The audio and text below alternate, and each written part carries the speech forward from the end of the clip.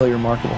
It was no small feat to beat DC United, but the very small feat of late-season acquisition, Colombian Antone the Smurf de Avila, certainly played a role. Everyone loves the little guy, and there really is no smaller guy than the Smurf. They call this Smurf. Like in Spanish, we call Pitufo. And the nickname Pitufo really sticks in your mind. Even I was amazed up close how small he was. So he is small, but he's very, very big when it comes to his talent.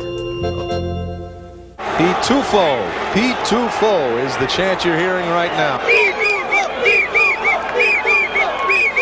I guess he's about the size of an 8th grader. One of those 8th grade kids who plays sports, and he's just absolutely on fire with energy. Enough energy at just 5'3" to score 6 goals in 8 games. Now Pitufo, shot, score! Antone de Avila! He gives his prayers to the heavens. The mighty Smurf strikes again. Off the back post, he just slides it in. At the end of the year, when he came in, our team finally started scoring.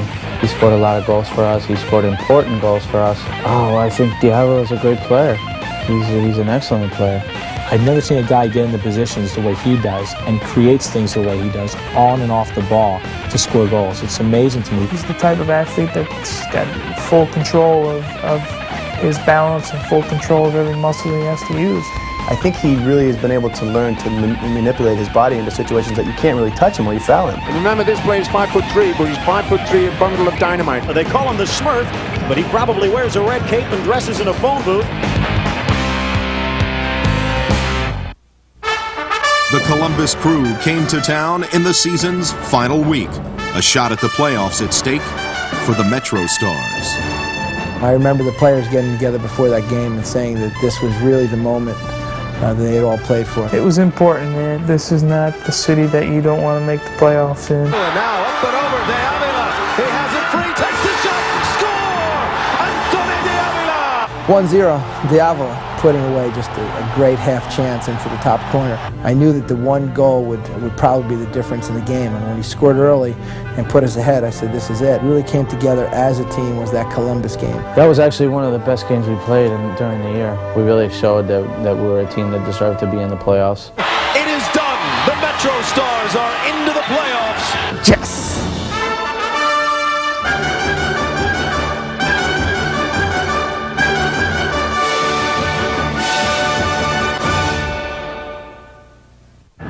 Ironically, the MetroStars faced arch-rival DC United in the first round best-of-3 playoff series.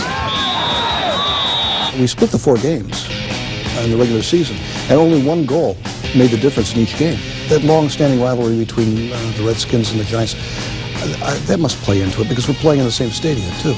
I don't think there's anything like the DC United MetroStars rivalry. It is the only real rivalry that's been created in Major League Soccer. The Metros and DC United have the first real rivalry in Major League Soccer. We seem to hate them. I don't know what's going on. I don't know. It's a good kind of hatred. The Metro fans didn't take too much of a liking to DC. There's a lot of animosity down there on the field at the moment. You know, when we get out there, there isn't much like for 90 minutes. Everyone uses the word hatred. I think it's more of a respect thing than people really think.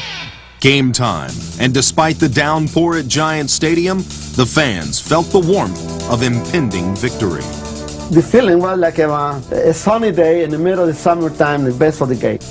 The two teams knocked heads in an extraordinary contest, one that started quite poorly for the MetroStars. Viola misclears it over Bernice. Goal! Tony Viola on an excursion. But the MetroStars fought back. Oh, nice move by Diablo in the area. The centering pass, goal! Once again, though, DC took the lead, so the Metros called on their not-so-secret weapon. Just when they seemed to take the game out of reach, we brought in Giovanni Savarese. He has an opening across the goal. Goal! Savarese did it again! Oh, my! It's tied at 2! Just the beginning of an amazing game, one whose fate now turned to a shootout. Everybody thought that whoever won that shootout would advance to the next round. This wild, unpredictable shootout. Tony! Come on, baby! And this pounding rain continues to come down. Towards the arc, pushed wide by Neola. And through 9, they're still tied at 5. I guess it was 9 or 10 shooters went through the lineup. The tension building here at Giant Stadium. The child comes out in you. You can see the prayers of Metro fans. It gave me jitters. I was standing in front of my television with my jersey on, just screaming at the TV and like imploring the MetroStars to finally put it away. You started thinking the weirdest things in order to get the thing to come true. And they started wishing, crossing the fingers. For 10 drenching rounds, the shootout continued, and no one felt more helpless watching it unfold than the MetroStars captain. Yeah, that hurts. Right in here. Peter Vermees had been sidelined with a badly bruised shin, but now El Capitan wondered if he could possibly make a difference in round 11. The problem was I had been icing my leg for the last 10 to 15 minutes that this was going on, so I was kind of numb a little bit. Oh God, he's not going to make it. How is he going to make a shot? He can barely walk. This is the 11th round. Vermees limping out towards midfield. With the heart of a leader, Vermees made the mission perfectly clear. Essay, if I shoot, we win. He said to the ref, look, I shoot, I'll score, we'll win. That's the kind of attitude that the captain's got to have. Pete's spirit to try to get it done even though he was injured. The next thing I expected to see was to put crutches out there and he would just take a swing at the ball from 35 yards. 5 yards away from victory. The one-touch, second touch, chips it past Party.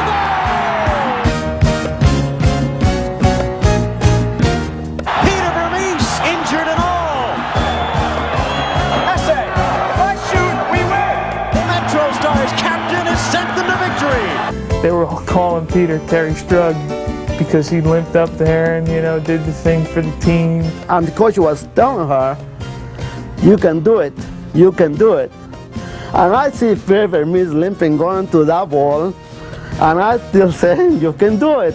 Peter's dramatic goal gave everyone a shot of confidence. I taped the game, and when it was done, I watched it again.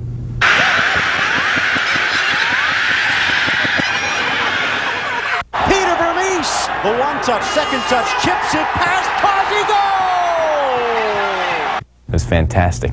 We thought it was time to book our tickets to Foxborough. But a not-so-funny thing happened on the road to the Major League Soccer Championship. The team still had to go to Washington, and in Game 2 of the series, DC United stood tall. The game has come to a close. DC has won it, 1-0. The final phase proved the most frustrating, for it was obvious the breaks were no longer going the MetroStars' way. So I felt like the tide had turned against us.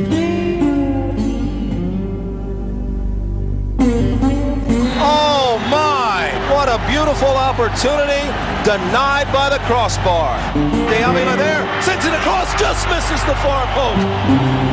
Now Donadoni comes in, sends it through off the post. De Avila scored in the 86th minute to tie the game at 1, but the MetroStars were in store for one final indignity. Rob Johnson takes a United player down, and they get the penalty kick. Those are the breaks. The MetroStars' inaugural season comes to a close on a penalty kick. I realized then how much the MetroStars had meant to me and to soccer fans in the area in general. And I can't wait for March when the season, they're going to get another chance. And their chances certainly have improved with the signing of coach Carlos Alberto Pereira to a 2-year contract. The acquisition of Pereira, who led Brazil to the '94 World Cup title, is quite a coup for the MetroStars. Coach Pereira represents the best that we could find in the world. I will tell you, we did search as far as you could search really on this planet for the right coach. and for so many different reasons, but most of all because he shared our vision of what soccer can be in this country. We chose Carlos Alberto Parreira. This is just like I'm taking the first job I ever take in my life. The excitement is all here. The desire is here. The signing of Parreira is a move with implications that go even beyond the United States. All the eyes of the sports world internationally around New York, and I think that what the MetroStars have done today, I think that there are some eyes that are going to be open throughout the world. ¿Qué tal, amigos? El técnico brasileño Carlos Alberto Parreira se incorporó este lunes oficialmente a su nuevo club, los MetroStars de Nueva York, Nueva Jersey, de la Liga Mayor de Fútbol. We've been inundated the first few weeks by the international press because they heard the rumors that we were having negotiations. And quite frankly, I think the American press in many ways had discounted it and had said that's never going to happen. It'll never bring in the world champion coach here. The major target is to win the league, of course. It's to make entertaining football, to make a progress, to make a developing of the players. But of course, the ultimate target is always to win. A guy comes in here with that ambition and that goal, the fans should be excited. 1997, all the pieces are in place, and it should be a special season.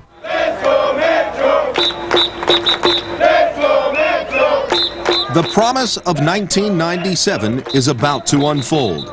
For Major League Soccer did more than just get off the ground in '96. It proved to be a league with a solid future.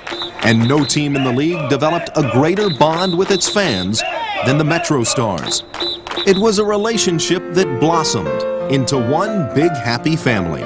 A family that can only grow closer with each season still to come. They're the only reason we're here. Without the fan support, there would be no MetroStars. They want to be able to have some feel of the players. That's one of the thrills, I think. It certainly is for me.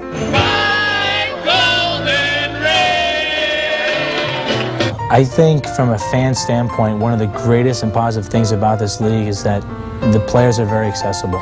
And I think a lot of the players, which you'll find, is that they actually welcome the opportunity to be able to associate themselves with the fans. I think we need to show them that, you can come and talk to us, and, we're just people. We happen to play a sport, but we're just people. They're really human, they're very nice, they take time with the kids, and you don't get that with a lot of professional sports.